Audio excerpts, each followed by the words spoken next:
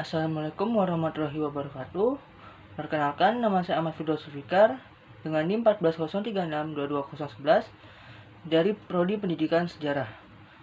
Pada video kali ini saya akan menjelaskan tentang perkembangan kognitif.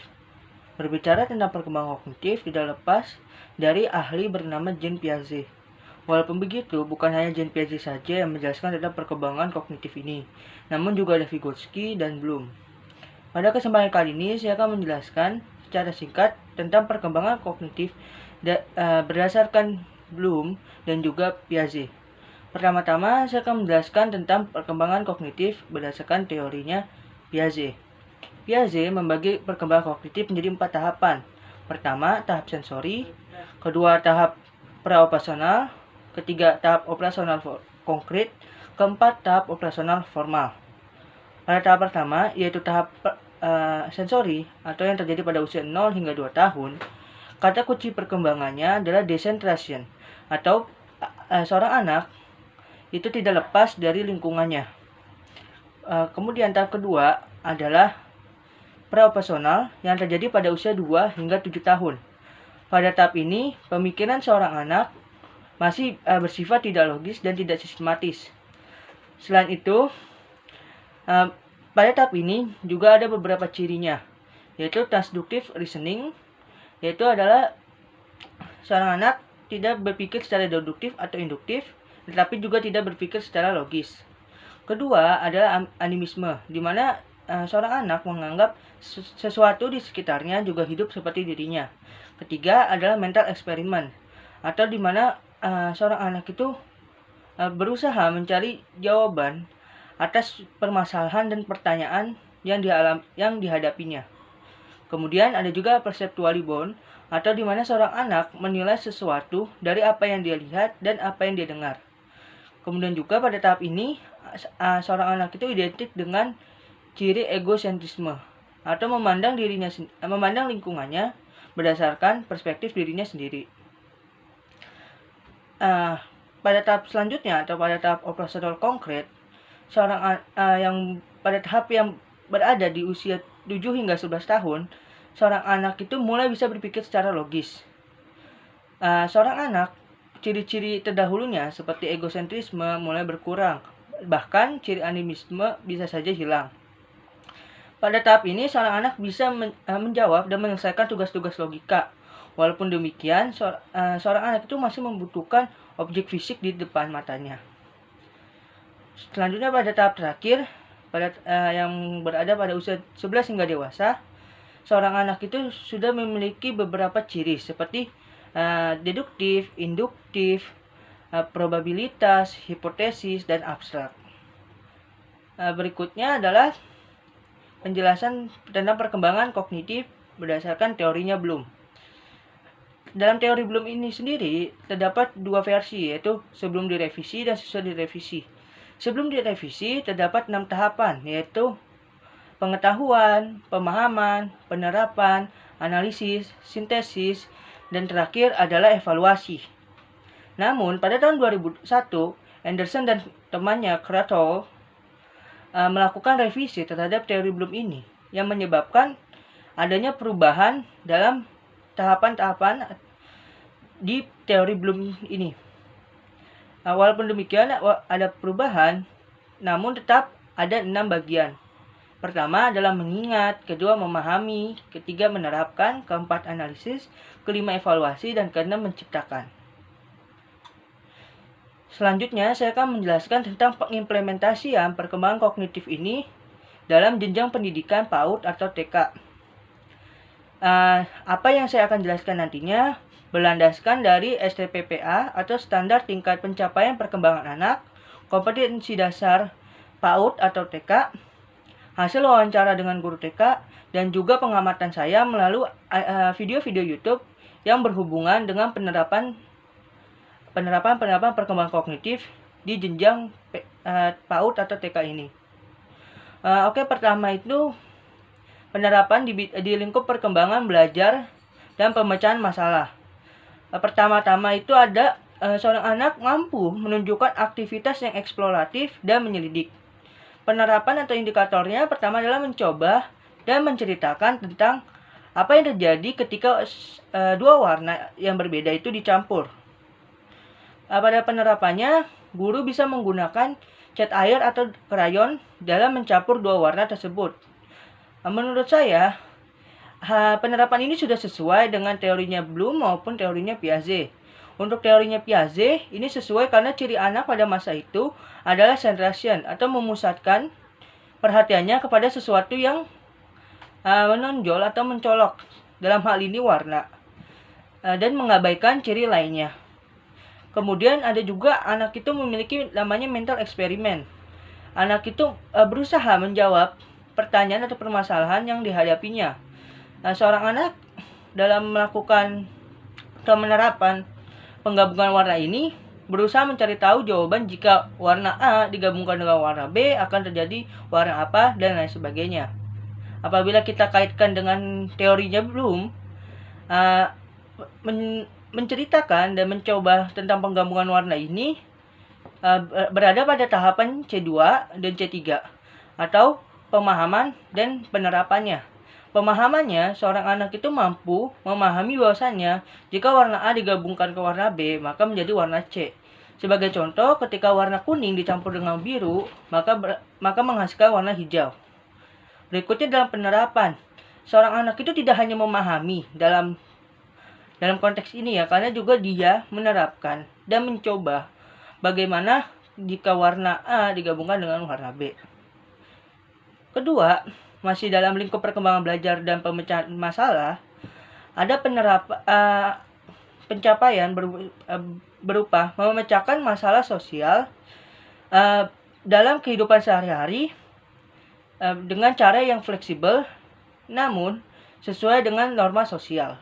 Dalam hal ini, yang saya lihat, yang saya analisis sekarang adalah seorang anak itu mengerjakan puzzle atau permainan labirin atau permainan mencari jejak kaki. Tahap ini, jika dikaitkan dengan penjelasan dari Piaget dan juga Bloom, tahap penerapan ini sudah sesuai.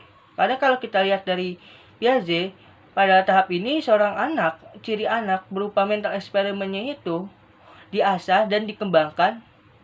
Selain itu, kalau kita melihat dari Bloom, penerapan ini yaitu dengan mengerjakan puzzle, itu bisa dikatakan C3 atau dalam tahapan penerapan. Kemudian yang ketiga adalah dalam lingkup perkembangan berpikir logis.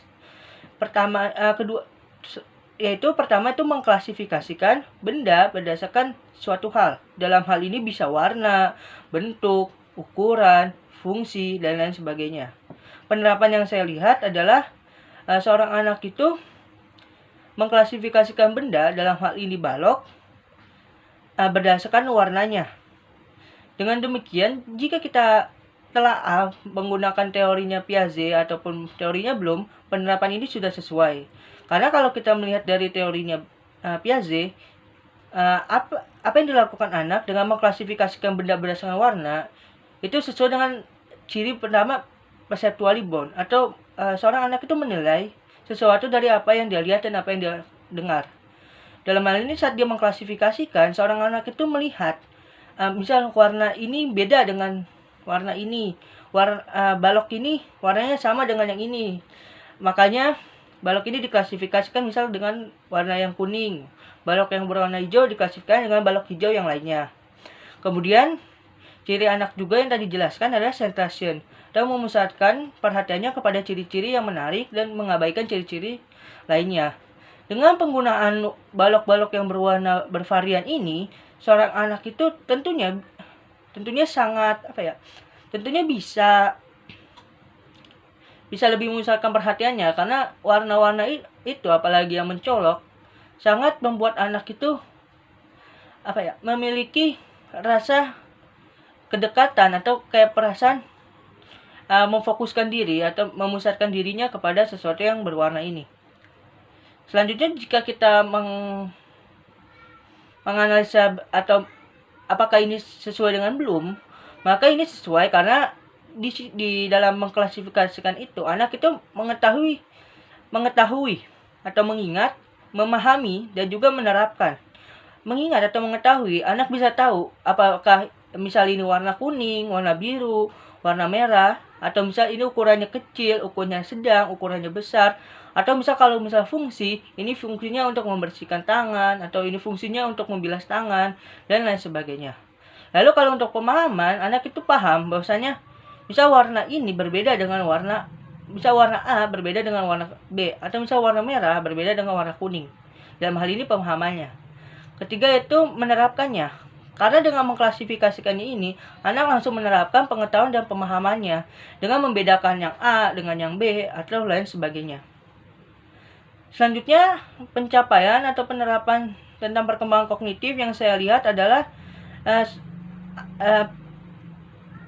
pencapaiannya adalah mengenal tentang hukum sebab akibat secara logis. Dalam hal ini, penerapannya pada awalnya itu seorang guru bertanya kepada anaknya atau memulai diskusi dengan contoh seperti kenapa kita lapar, kenapa kita sakit gigi, dan lain sebagainya. Dengan hal ini, pemahaman anak bisa diasah. Walaupun mungkin biasanya tidak secara logis, anak itu bisa menjawab demikian. Bisa saja itu berdasarkan pengalamannya. Sebagai contoh, ketika seorang guru bertanya tentang kenapa kita bisa sakit gigi, bisa saja dalam pengalaman anaknya, anak itu pernah sakit gigi. Namun, anak itu pernah sakit gigi. Pada saat itu, orang tuanya atau keluarga sekitarnya menjelaskan dengan singkat bahwasanya ketika kamu sakit gigi, kamu itu terlalu makan banyak gula, atau kamu itu terlalu minum banyak es, dan lain sebagainya. Walaupun anak itu mampu menjelaskan sebab akibat ini secara sesuai, namun dia masih tidak mengerti secara logisnya kenapa misal makan makanan manis itu akan membuat gigi sakit atau lain sebagainya. Jika menilik dari ciri-cirinya Piaget, penjelasan tadi saya di awal, ini sesuai karena membuat anak itu mengenal tentang hubungan sebab akibat, di mana pencapaiannya atau pada tahap selanjutnya tentang berpikir logis itu, terutama berpikir logis untuk mengetahui tentang hubungan sebab akibat, itu adalah salah satu ciri yang ada di tahap selanjutnya, yaitu tahap operasional konkret. Berikutnya kalau kita hubungkan dengan teorinya Bloom, tahap mengenal sebab akibat ini berada di tahapan pemahaman, di mana seorang anak itu mulai memahami bagaimana kenapa kita sakit gigi atau bagaimana kenapa kita lapar. Kemudian pencapaian atau indikator atau penerapan dari perkembangan kognitif yang saya lihat dan saya analisis adalah mengurutkan benda dari yang kecil hingga yang ke besar atau sebaliknya.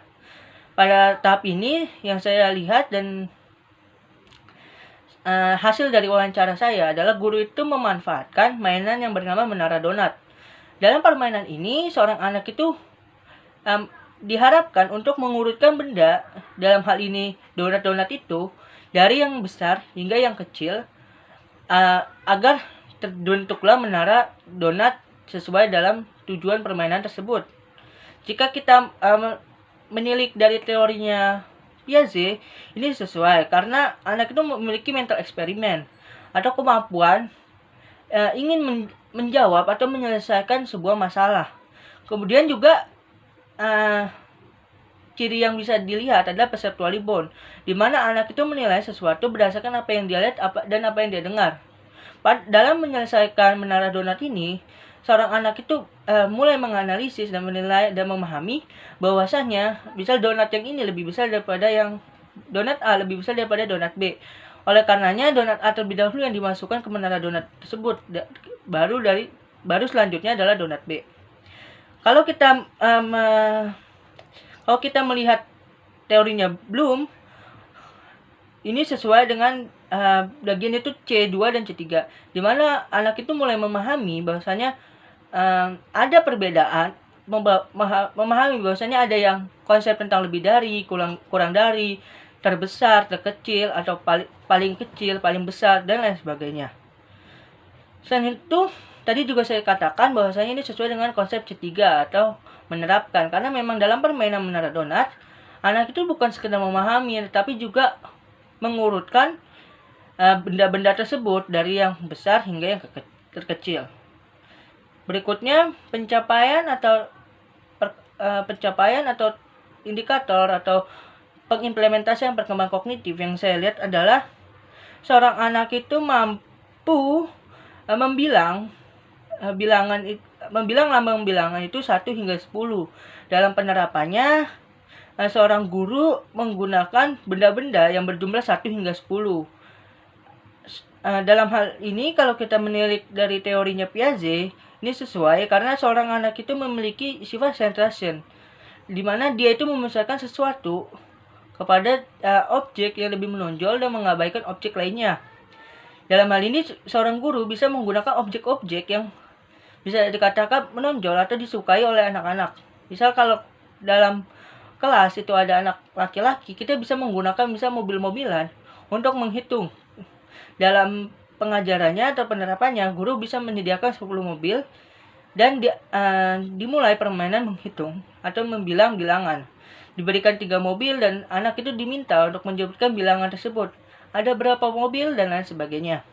Kemudian jika kita menilik dari teorinya Bloom, penerapan untuk membilang lambang bilangan 1 hingga 10 ini termasuk ke dalam tahap pemahaman, bukan hanya sekedar pengetahuan atau mengingat.